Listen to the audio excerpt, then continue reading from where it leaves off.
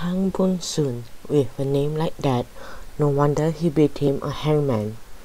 Don't laugh, don't mock him, because one day his fingers might tighten the noose around your neck. Just like Santa in that Christmas song, he's gonna find out who's naughty and nice, and then hang them. The fact that he's been dead for 100 years doesn't matter, his ghost can still hang you.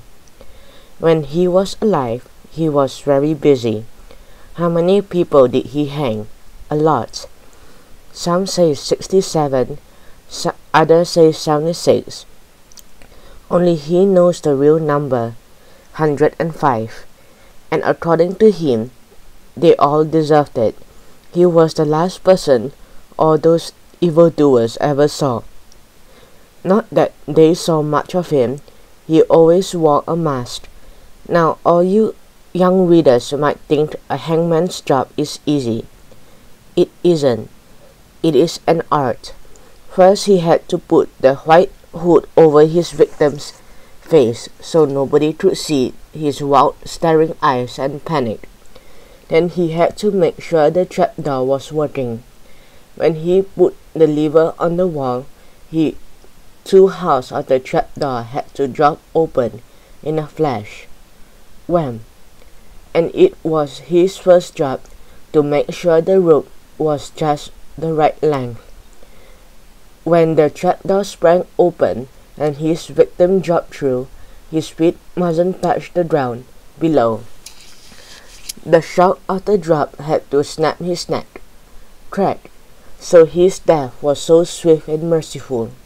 If the rope wasn't the right length, the victim might take too long to die. He'd be left swinging, choking in mid-air. There was one man he hanged whose neck didn't break. The poor fellow just dangled at the end of the rope, his arms twitching, his legs kicking. At last his body gave a huge quiver as his soul departed. But when Hank checked the door, poor man's pulse, it was still beating at his wrist. For 15 minutes. It was hideous. That night when he went home, Hank couldn't eat his dinner. Another time he hanged a murderer who stayed alive. Hank had to run downstairs to pull harder on his victim's leg. That was the only way he could get the man's neck to snap. He'd been a nasty piece of work. He'd dashed someone's brain out of his gun. Well, by the time Hank had finished with him, he was pretty sight. His tongue was so swollen it poked out of his mouth. But that was all a long time ago. Ham Bun Soon is dead now, but his ghost is still ready to hang anyone who dares enter the old prison where once he ruled supreme. If anyone dares to invade his ghostly domain,